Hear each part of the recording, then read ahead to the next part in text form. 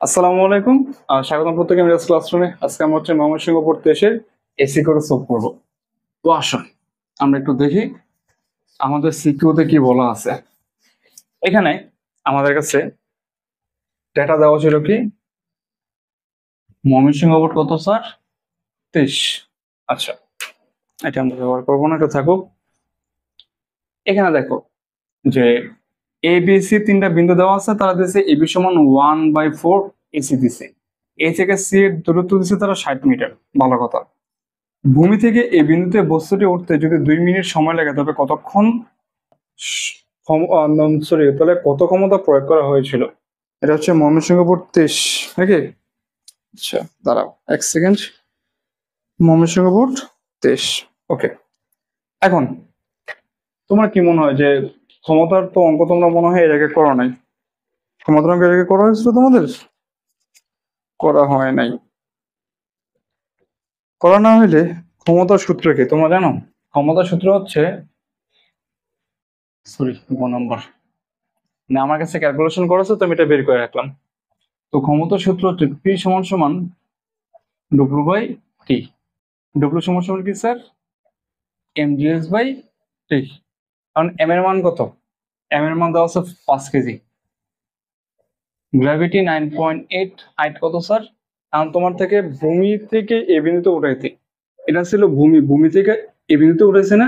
আমরা এখন এটা করতেছি, এটা করে ফেলছি। ঠিক আছে, কুমিল্লা বোর্ড 24 কমপ্লিট। এর আগের ভিডিওতে আমরা করলাম, এটা মুছে ফেলাই, তাহলে লাগবে না। এখন দেখো তো আমরা ভূমি থেকে উঠাইছি, তাহলে সি বিন্দু থেকে উঠাইছি, উঠাইলে আমাদের মোট হাইট কত স্যার? মোট হাইট হচ্ছে 60 মিটার। মোট হাইট 60 না? তাহলে আমরা এখানে বসাবো কত? 60। মিনিট দেওয়া ছিল কত? 2 মিনিট। মিনিটটা আমরা সেকেন্ডে যদি কনভার্ট করি হয় কত? 120।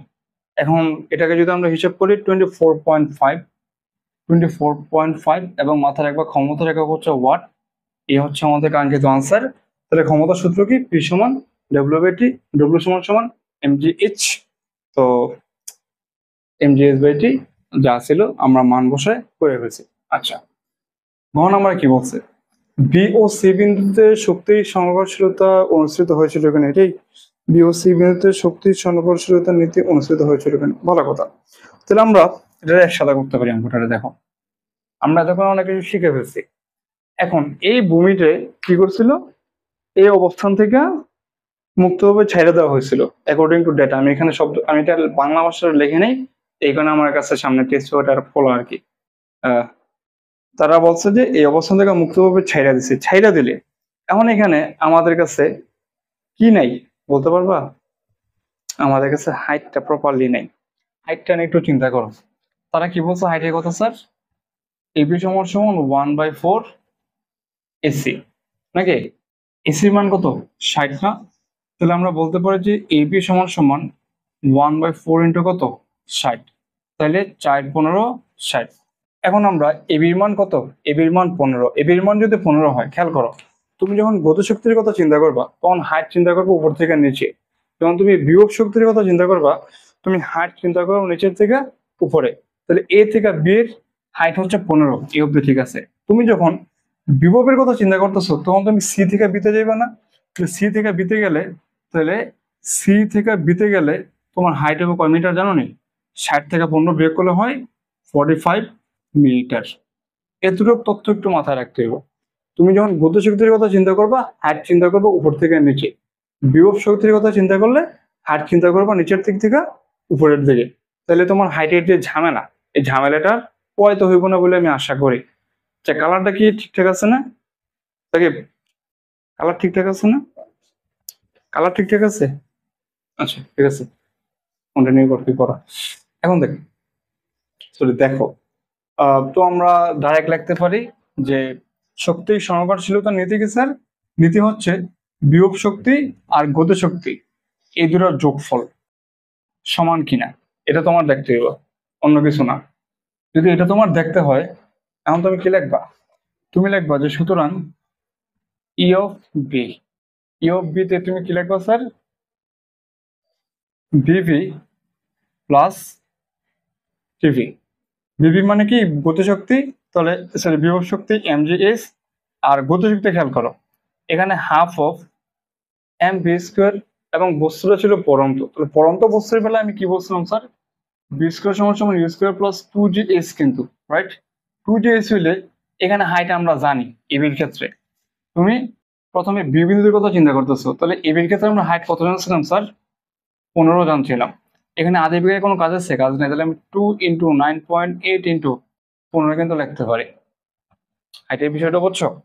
তাহলে আমি এখানে লিখতে পারি কি স্যার, বস্তুর ভর দেওয়া আছে কত, 5 কেজি, 5 ইন্টু 9.8 ইন্টু, এবার খেয়াল করো তুমি বি বিন্দুর কথা চিন্তা করতেছো। বি বিন্দুর কথা চিন্তা করলে এখানে বিভব শক্তিতে হাইট আমি কি বলছিলাম, নিচের দিক থেকে উপরে, তাহলে সি থেকে বি এর হাইট কত, 45 না? তুমি এখানে হাইট দিবা 45 প্লাস হাফ ইন্টু এই যে এই ইকুয়েশন 2 ইন্টু 9.8 ইন্টু বি এর মান কত দিবা স্যার, আচ্ছা বি স্কয়ার মানে যেটা আমরা বসাইতেছি, এটা হাইট কত দিবা, এখানে 15 দিবা, কেন, এটা গতিশক্তি। তাহলে বি বিন্দুতে, এই বি বিন্দুতে তুমি নিচের দিক থেকে উপর দিকে গেলে হাইট হয় কত, 45, আর উপর থেকে নিচের দিকে আসলে হাইট হয় কত স্যার, 15। হাইটের কাহিনী এতটুকু। এখন পুরোটা তুমি যদি হিসাব নিকাশ করো, করলে হয় 2940 জুল। কথা ক্লিয়ার, বুঝতে পারছি? আচ্ছা, এরপরে আসো আমরা বের করব ইউএফসি। তাহলে ইউএফসি এর ক্ষেত্রে আবার কি লিখবা, বিসি প্লাস টিসি। চিন্তা করো এই সিতে আমরা বিভব শক্তির হাইট কোথা থেকে জানি কাউন্ট করছিলাম স্যার, নিচের দিক থেকে উপরের দিকে। তাহলে এইখানে হাইট কত হইব, এত সি বিন্দু অলরেডি ভূমিতে আছে না, সি বিন্দু যদি ভূমিতে থাকে তার হাইটের কোনো আর হিসাব আছে, তার হাইট তো জিরো। হাইট যদি জিরো হয় তাহলে এমজিএস এ তুমি যদি জিরো বসাই দাও, এমজি এর মান হিসাব করলে শূন্য হয় না, তাহলে তোমার সি বিন্দুতে বিভব শক্তি শূন্য। এবার এটা চিন্তা করো, এটা চিন্তা করলে কি হয় স্যার, হাফ ইন্টু বস্তুর উপর কত 5 এমবি স্কোয়ারের, তো এমবি স্কোয়ারের তো আমি এটা একবারে করতেছি 5 ইন্টু, তাহলে এই যে সূত্র বসাবে কি স্যার 2 9.8, এইচ এর মান এখানে কত হবে চিন্তা করো। তুমি যেহেতু সি বিন্দু এবং এটা গতিশক্তি, তাহলে উপর দিক থেকে নিচের দিকে তুমি হাইট কাউন্ট করবা, সমগ্রটা হাইট কত ছিল স্যার, 60 না? তাই সমগ্রটা 60। এটা যদি হিসাব করো, হিসাব করলে মান হবে 2940 জুল। তাহলে এবি আর ইসিতে আমি হাইটটা তোমরা বুঝতে পারছো, খেয়াল করো একটা কোনো কিছু হাইট দেওয়া আছে, এখন ধর এটা হচ্ছে তোমার 60 মিটার এখানে দেওয়া ছিল, তো এটা হচ্ছে এ বিন্দু, এটা হচ্ছে বি বিন্দু, এটা হচ্ছে সি বিন্দু। তুমি যখন গতিশক্তির কথা চিন্তা করো, গতিশক্তির কথা চিন্তা করার ক্ষেত্রে হাইট কাউন্ট করবো উপর দিক থেকে নিচের দিকে, আর বিভব শক্তির বেলা হাইট কাউন্ট করবো নিচের দিক থেকে উপরের দিকে। এই কারণে আমার এবির ক্ষেত্রে হাইট যদি হয়েছে 15, এটা ছিল বিসি থেকে সি 45। যখন আমি গতিশক্তির কথা চিন্তা করছি তখন আমি হাইট 15 ধরলো, বিভব শক্তির বেলা হাইট কত ধরছিলাম, 45 ধরছিলাম। এই অঙ্কের কাহিনী এতটুকুই, বুঝতে পারছি? এই অঙ্কের কাহিনী এতটুকুই, এতটুকু বুঝতে পারলে এই অঙ্কটা ইজি। যদি না বুঝতে পারো, ভিডিওটা খুবই অল্প মনে হয়, খুব একটা সময় না, 8 থেকে 10 মিনিট হইতে পারে, তোমরা ভিডিওটা আরেকবার দেখলে ভিডিওটা বুঝে যাবে।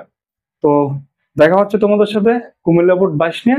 টিল দেন ভালো থাকো, সুস্থ থাকো, আসসালামু আলাইকুম।